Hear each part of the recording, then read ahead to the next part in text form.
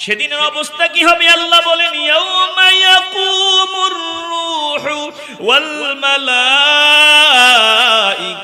সাফফা লা ইয়াতাকাল্লামুনা ইল্লা মান আযিনা লাহুর রাহমানু ওয়া ক্বালা সাওয়াবা যালিকাল ইয়াউমুল হাক্ক ফামান اتخذ إلى ربه مآبا ওই দিন অবস্থা কি হবে আল্লাহ বলেন, সেদিন কথা বলা যাবে না। জিবরাইলের মতো দামি ফেরেশতাও দাঁড়ায় থাকবে, কোনো আওয়াজ দিবে না, কেউ কথা বলবে না। ইল্লা মান আযিনা লাহুর রহমান, দয়াময় রহমান যাকে কথা বলার অনুমতি দিবেন তিনি কথা বলবেন। যিনি কথা বলবেন বেইনসাফি কথা বলবেন না। ওয়া ক্বালা সাওয়াবা, যথাযথ সঠিক কথা বলবেন।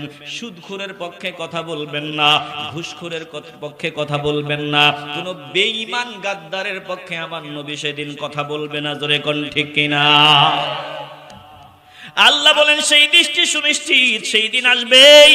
যালিকাল ইয়াউমুল হাক্ক, সেই দিনটি আসবেই। অতএব যার মন চায় ফামান শাআত্তাখাযা ইলা রাব্বিহি মাআবা, সেই দিন আমার রবের কাছে আশ্রয় হবে, রবের দরবার হবে আমার ঠিকানা। রব যাকে আশ্রয় দিবে বান্দা বাঁচিয়া যাবে, আমার মালিক যাকে আশ্রয় দিবে না ওই বান্দা বাঁচার কোনো উপায় থাকবে না। ওই দিন জাহান্নামের আগুন হবে তার ঠিকানা। এর মুসলমান নবীর আশিকের দল কবুল হলেই কপালটা খুলিয়া যাবে। বলেন সেই দিন মাওলার দরবারে আশ্রয় পেতে চাই কি চাই না?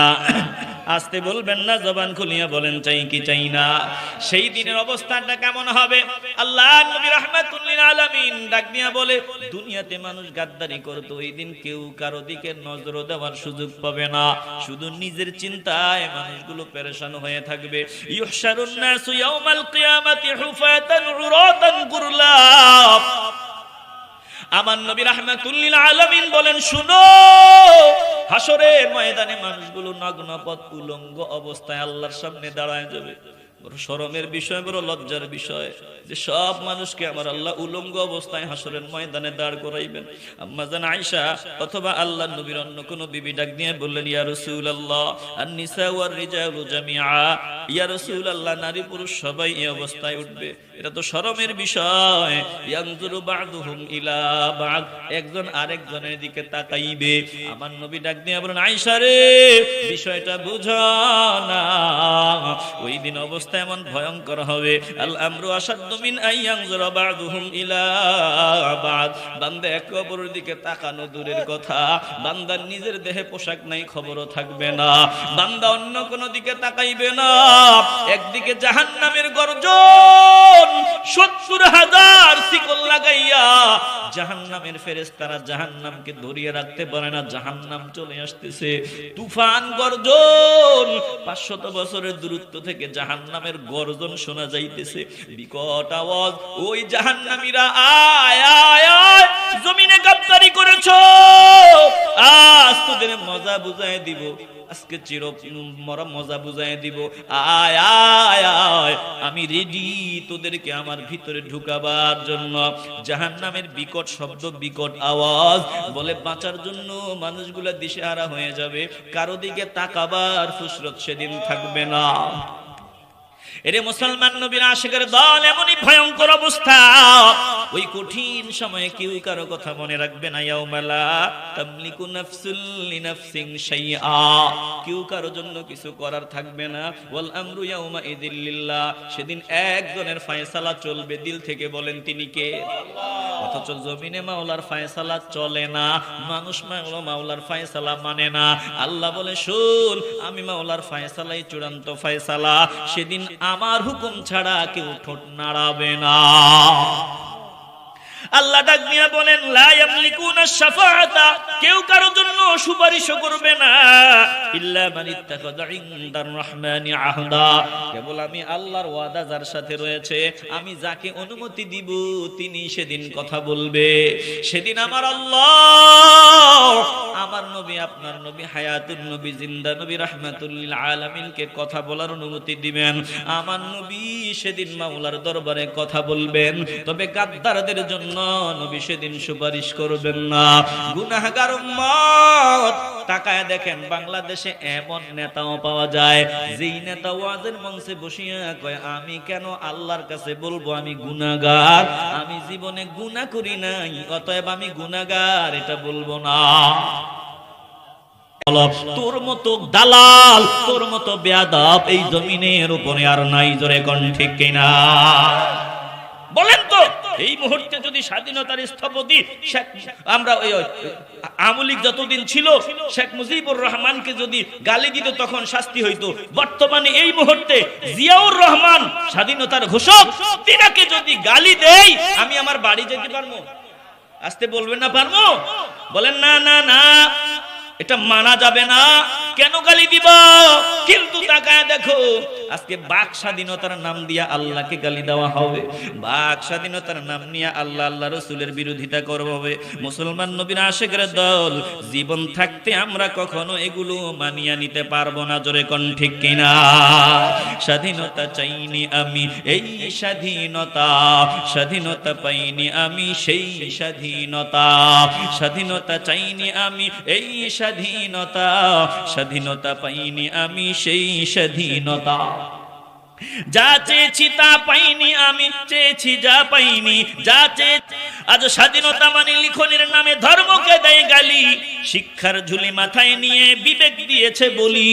স্বাধীনতার নামে লিখনের নামে ধর্মকে দেয় গালি, শিক্ষার ঝুলি মাথায় নিয়ে বিবেক দিয়েছে বলি। ইচ্ছে মতো আবল তাবল বকিছে ধর্মদহি, যাহা ইচ্ছে তাহা বলবে, স্বাধীনতা এত নহি। স্বাধীনতা নামে ধর্মে আঘাত দেখিতে আমি চাইনি, স্বাধীনতা নামে ধর্মে আঘাত দেখিতে আমি চাইনি, তাই তো আমি বিদ্রোহী কথাগুলো বেআইনি। স্বাধীনতা আমি চাইনি, স্বাধীনতা চাইনি আমি এই স্বাধীনতা, স্বাধীনতা পাইনি আমি সেই স্বাধীনতা। এ মুসলমান ইমানদার, স্বাধীনতা পাই নাই, টাকা দেখো স্বাধীনতার নামে আগেও যেমন আল্লাহকে গালি দেওয়া হইতো, এখনো আল্লাহকে গালি দেওয়া হয়। স্বাধীনতার নামে আগেও যেমন ইসলামের বিরোধিতা চলতো, এখনো বিরোধিতা হয়। স্বাধীনতার নামে আগেও যা হইতো এখনো তা হয়। তাইলে এই স্বাধীনতা আমরা মুসলমান চাই নাই, জোরে কোন ঠিক কিনা? আসতে বলবেন না, জবান খুলে বলেন ঠিক কিনা? মুসলমান নবীর আশিকের দল, দিলটা নিয়ে অনুধাবন করি আল্লাহ, গাদ্দানি করিয়া লাভ নাই, আল্লাহর দরবারে কিন্তু দাঁড়ায় যেতে হবে রে বাবা। আর সামান্য 10টা মিনিট একটু কথাগুলো হৃদয়ের ভিতরে ঢুকায় নাও। আল্লাহ বলেন হাসরের ময়দানে সবাই কিন্তু আমার সামনে আসতে হবে। জমিনে কথা বলছো, বেশি ফডর ফডর করছো, ওই দিন বান্দা জবান দিয়া কথা বের হবে না। সেদিনের অবস্থা কি হবে আল্লাহ বলেন, ইয়াউমা ইয়াকুমুর রূহু ওয়াল মালাইকাতু সাফফা লা ইয়াতাকাল্লামুনা ইল্লা মান আযিনা লাহুর রাহমানু ওয়া ক্বালা সাওয়াবা যালিকাল ইয়াউমুল হাক্ক ফামান اتخذ إلى ربه مآبا। ওই দিন অবস্থা কি হবে আল্লাহ বলেন, সেদিন কথা বলা যাবে না। জিবরাইলের মতো দামি ফেরেশতাও দাঁড়ায় থাকবে, কোনো আওয়াজ দিবে না, কেউ কথা বলবে না। ইল্লা মান আযিনা লাহুর রহমান, দয়াময় রহমান যাকে কথা বলার অনুমতি দিবেন তিনি কথা বলবেন। যিনি কথা বলবেন বেইনসাফি কথা বলবেন না। ওয়া ক্বালা সাওয়াবা, যথাযথ সঠিক কথা বলবেন। সুদখোরের পক্ষে কথা বলবেন না, ঘুষখোরের পক্ষে কথা বলবেন না, কোনো বেঈমান গাদ্দারের পক্ষে আমার নবী সেদিন কথা বলবে না, জোরে কোন ঠিক কিনা? আল্লাহ বলেন সেই দৃষ্টি সুনিশ্চিত, সেই দিন আসবেই। যালিকাল ইয়াউমুল হাক্কু, সেই দিনটি আসবেই। অতএব যার মন চায় ফামান শাআত্তাখাযা ইলা রাব্বিহি মাআবা, সেই দিন আমার রবের কাছে আশ্রয় হবে, রবের দরবার হবে আমার ঠিকানা। রব যাকে আশ্রয় দিবে বান্দা বাঁচিয়া যাবে, আমার মালিক যাকে আশ্রয় দিবে না ওই বান্দা বাঁচার কোনো উপায় থাকবে না। ওই দিন জাহান্নামের আগুন হবে তার ঠিকানা। এর মুসলমান নবীর আশিকের দল কবুল হলেই কপালটা খুলিয়া যাবে। বলেন সেই দিন মাওলার দরবারে আশ্রয় পেতে চাই কি চাই না? আসতে বলবেন না, জবান খুলিয়া বলেন চাই কি চাই না? সেই দিনের অবস্থানটা কেমন হবে? আল্লাহ নবী রাহমাতুল লিল আলামিন ডাক দিয়া বলে, দুনিয়াতে মানুষ গাদ্দারি করত, ওই দিন কেউ কারো দিকে নজর দেওয়ার সুযোগ পাবে না। শুধু নিজের চিন্তায় মানুষগুলো পেরেশান হয়ে থাকবে। ইউহশারুন নাসু ইয়াউমাল কিয়ামাতি হুফাতান উরাতান গুরলা। আমার নবী রাহমাতুল লিল আলামিন বলেন, শুনো, হাসরের ময়দানে মানুষগুলো নগ্ন পথ উলঙ্গ অবস্থায় আল্লাহর সামনে দাঁড়ায় যাবে। বড় শরমের বিষয়, বড় লজ্জার বিষয় যে সব মানুষকে আমার আল্লাহ উলঙ্গ অবস্থায় হাসরের ময়দানে দাঁড় করাইবেন। আম্মা জান আয়েশা অথবা আল্লাহর নবীর অন্য কোন বিবি ডাক দিয়ে বললেন, ইয়া রাসূলুল্লাহ আন-নিসা ওয়ার রিজালু জামিআ, ইয়া রাসূলুল্লাহ নারী পুরুষ সবাই এই অবস্থায় উঠবে, এটা তো শরমের বিষয়। ইয়ানজুরু বা'দুহুম ইলা বা'দ, একজন আরেকজনের দিকে তাকাইবে। আমার নবী ডাক দিয়ে বলেন, আয়েশা রে বিষয়টা বুঝো না, ওই দিন অবস্থা এমন ভয়ঙ্কর হবে। আল আমরু আশাদ্দু মিন আইয়ানজুরা বা'দুহুম ইলা বা'দ, বান্দা একে অপরের দিকে তাকানো দূরের কথা, বান্দার নিজের দেহে পোশাক নাই খবরও থাকবে না, বান্দা অন্য কোন দিকে তাকাইবে না। একদিকে জাহান্নামের গর্জন, ৭০,০০০ শিকল লাগাইয়া জাহান্নামের ফেরেশতারা জাহান্নামকে ধরিয়ে রাখতে পারে না, জাহান্নাম চলে আসতেছে। তুফান গর্জন, ৫০০ বছরের দূরত্ব থেকে জাহান্নামের গর্জন শোনা যাইতেছে, বিকট আওয়াজ। ওই জাহান্নামীরা আয় আয় আয়, জমিনে গাদ্দারি করেছো, আজ তোদের মজা বুঝায় দিব, আজকে চির মরা মজা বুঝাই দিব। আয় আয় আয়, আমি রেডি তোদেরকে আমার ভিতরে ঢুকাবার জন্য। জাহান্নামের বিকট শব্দ, বিকট আওয়াজ বলে বাঁচার জন্য মানুষগুলা দিশেহারা হয়ে যাবে, কারো দিকে তাকাবার ফুসরত সেদিন থাকবে না। এরে মুসলমান নবীর আশিকের দল, এমনই ভয়ঙ্কর অবস্থা, ওই কঠিন সময়ে কেউ কারো কথা মনে রাখবে না। ইয়াউমালা তামলিকু নাফসুল লিনাফসিন শাইআ, কেউ কারো জন্য কিছু করার থাকবে না। ওয়াল আমরু ইয়াউমা ইযিল লিল্লাহ, সেদিন একজনের ফয়সালা চলবে। দিল থেকে বলেন তিনি কে? অথচ জমিনে মাওলার ফয়সালা চলে না, মানুষ মাওলার ফয়সালা মানে না। আল্লাহ বলে, শুন, আমি মাওলার ফয়সালাই চূড়ান্ত ফয়সালা, সেদিন আমার হুকুম ছাড়া কেউ ঠোঁট নাড়াবে না। আল্লাহ ডাক দিয়া বলেন, লা ইয়ামলিকুনা শাফাআতা, কেউ কারো জন্য সুপারিশ করবে না, ইল্লা মান ইত্তাখাযা ইনদার রহমানি আহদা, কেবল আমি আল্লাহর ওয়াদা যার সাথে রয়েছে, আমি যাকে অনুমতি দিব তিনি সেদিন কথা বলবে। সেদিন আমার আল্লাহ, আমার নবী, আপনার নবী, হায়াতুন নবী, জিন্দা নবী, রাহমাতুল লিল আলামিনকে কথা বলার অনুমতি দিবেন। আমার নবী সেদিন মাওলার দরবারে কথা বলবেন, তবে গাদ্দারদের জন্য নবী সেদিন সুপারিশ করবেন না। গুনাহগার উম্মত, তাকায় দেখেন বাংলাদেশে এমন নেতাও পাওয়া যায়, যেই নেতা ওয়াজের মঞ্চে বসিয়া কয়, আমি কেন আল্লাহর কাছে বলবো আমি গুনাহগার, আমি জীবনে গুনাহ করি নাই, অতএব আমি গুনাহগার এটা বলবো না। এমন নেতাও আমরা দেখছি, কথা কয় না। আসতে বলবেন না, জবান খুলে বলেন যে আমি কেন আল্লাহর কাছে মাফ চাইবো। আফসোস, ইসলামী শিক্ষার অভাব। মুসলমানের ঘরে জন্ম নিয়ে কয় ৪ বিয়ের বিরুদ্ধে আমাদের অ্যাকশন, অথচ ৪ বিয়ে এটা জায়েজ, ৪টা পর্যন্ত করা যায়, এই বিধান দিবেন কে? আল্লাহ। আসতে বলবেন না, জোরে বলেন। এটা আমার কল্যাণ না অকল্যাণ? এখন যে বাংলাদেশের হিসাব মিলাও, পুরুষের তুলনায় ৩০ লক্ষ নারী বেশি। কয় লক্ষ? আপনাদের কষ্ট হইতেছে। শুধু বাংলাদেশের হিসাব মিলাও, পুরুষের তুলনায় মহিলা কয় লক্ষ? ৩০ লক্ষ বেশি। প্রতিটা পুরুষ যদি একটার অধিক বিয়ে না করবে, এই ৩০ লক্ষ মহিলার উপায় কি? এখন তো মা বোনেরা কইব কি ওয়াজ করার জন্য আইছি হুজুর, এটা এমনি আমগো সকিনার আব্বারে ঠিক রাখতাম পারি না, এখন তো 30 লাখ নিয়ে টেনশন। কথা কয় না? না না, সবার জন্য আবার দ্বিতীয় বিয়ের সুযোগ নাই, সবার জন্য তৃতীয় বিয়ের সুযোগ নাই, সবার জন্য চতুর্থ বিয়ের সুযোগ নাই। কথা কয় না? আমার আল্লাহ ডাক দিয়া বলেন, শোনো, কার জন্য আল্লাহ 4টা বিয়ের বিধান দিয়ে দিলেন শুনিয়া লও। আল্লাহ ডাক দিয়া বলেন, মাসনা ওয়া সুলাসা ওয়া রুবা ফাইন খিফতুম আল্লা তা'দিলু ফাওয়াহিদা। আল্লাহ ডাক দিয়া বললেন, 2 2 3 3 4 4 করে বিয়ে করে নাও। তবে শুনিয়া লও, ফাইন খিফতুম আল্লা তা'দিলু ফাওয়াহিদা, যদি ডরাও, যদি ভয় পাও যে একটার বেশি মেশিন যদি জোড়াই মাথা মুতা ঠিক থাকবো না, জীবন তেনা তেনা হয়ে যাইব, তাহলে তুই 2টার নামও নিস না। কথা কার? ফাইন খিফতুম আল্লা তা'দিলু, যদি দেখো একের অধিক করলে সুবিচার ঠিক করতে পারবে না, সমতা ঠিক রাখা সম্ভব হবে না, ন্যায়পরায়ণ হতে পারবে না, তাইলে তুই একটার বেশি দরকার নাই। কার কথা?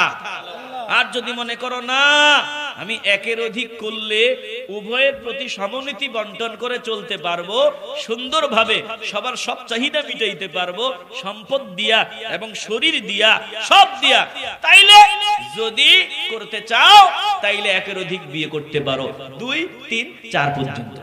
কথা কার? এখন দেখেন বাঙালি কত চালাক, নিজের বউয়ের লগে পারে না, সব তো বলতে পারতেছি না, মাপ চায়, আর একটা বিয়ে করার জন্য লাফায়। এমন বাঙালি আসেনি? কথা কয় না? আসেনি? তোমার জন্য 2 বিয়ে নয়। এবার যা বললাম বলেন, এই যে একের অধিক বিয়ে আল্লাহ বিধান দিবেন আমাদের কল্যাণে না অকল্যাণে? আরে ভাই, আপনি বিয়ে করার পরে দেখলেন আপনার বিবি স্বামীর চাহিদা মিটাবার সক্ষমতা নাই, হতে পারে না এরকম? কথা কয় না? বিয়ে করার পরে দেখলেন, এখন কি করা? এখন যদি একের অধিক বিয়ে করা না যায় তো জীবন বরবাদ। কথা কয় না? বলেন তো, আল্লাহ যা বিধান দিবেন আমাদের উপকারে না অপকারে? তাহলে তাকায় দেখেন, ইসলামী শিক্ষার অভাবে আজকে এমপি প্রার্থী ঢাকার ওই কোন মার্কা মুরকার এমপি প্রার্থী বলতেছে মহিলা যে আমার অ্যাকশন 4 বিয়ের বিরুদ্ধে। তুমি যে 4 বিয়ের বিরুদ্ধে অ্যাকশন বলছো, তুমি আর মুসলমান না, তুমি বেঈমান, তুমি এসব মুসলমানদের দুশমন। কথা কোন ঠিক কি না? রাগ করছেন আপনারা? এরে বাবা, দিল নরম করিয়া দাও। আফসোস, আজকে বড় আফসোস, দুনিয়াতে বেশি ফডর ফডর করছো। হাসরের ময়দানে ফডর ফডর চলবে না, কথা চলবে না। ওখানে আমার আল্লাহ যাকে কথা বলার অনুমতি দিবেন তিনি কথা বলবেন। সেদিন কথা বলবেন আমার নবী সবার আগে, আমার নবী সুপারিশ করবেন, তবে সবার পক্ষে আমার নবী কথা বলবেন না। গাদ্দার বেয়াদবদের পক্ষে কথা বলবেন না। যেই বান্দা নিজের গুনাহগার মনে করিয়া মাথা নত করিয়া আল্লাহর দরবারে মাথা নত করিয়া চলতো, অহংকার করতো না, ওই বান্দার জন্য আমার নবী কথা বলবেন। বলেন, আমরা জীবনে যা করেছি হিসাব যদি মিলাই, চক্ষু বন্ধ করিয়া হিসাব মিলাও। আমি আনোয়ারি যদি চক্ষু বন্ধ করিয়া হিসাব মিলাই রে বাবা, আমি হিসাব মিলায় দেখি আমার তো গুনাহের পাল্লাটা অনেক ভারী, আমার বাঁচার কোন রাস্তা আমি দেখি না। হিসাব মিলায় দেখো জীবনে কত ভালো কাজ করলা আর কত মন্দ কাজ করলা, হিসাব মিলাইলে দেখি আল্লাহ দরবারে বাঁচার কোন রাস্তা দেখা যায় না। এখন কি করা যায়? বলে মাওলার দরবারে তওবা করো, মাপ চাও।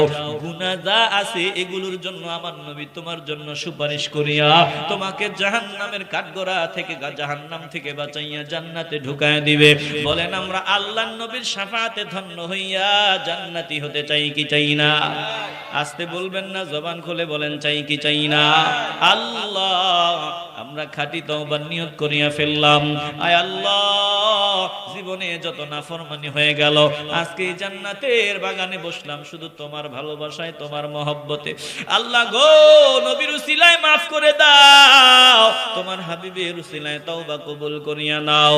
জবান দিয়া বাজে কথা বলতাম, জীবনে এমন কথা বলবো না যেই কথা বললে তুমি মাওলা বেজার। জবান দিয়া জীবনে আর গালি দিব না। আয় আল্লাহ কোরআন তেলাওয়াত করব, কোরআন বুঝে চলার চেষ্টা করব। আয় আল্লাহ পরের হক নষ্ট করার চিন্তায় আর থাকবো না। আয় আল্লাহ এতদিন পর্যন্ত মাকে ধমক দিয়া কথা বলতাম, আর জীবনে মাকে ধমক দিয়া কথা বলবো না। আয় আল্লাহ এতদিন বিবিকে কথায় কথায় গালি দিতাম, আর গালি গালাজ করব না। আয় আল্লাহ এতদিন বাজে চিন্তা নিয়ে জমিনে চলতাম, আর বাজে চিন্তা নিয়ে জীবন কাটাবো না। এখন থেকে মাওলা আমি তোমার হতে চাই, আমাকে কবুল করিয়া লাও।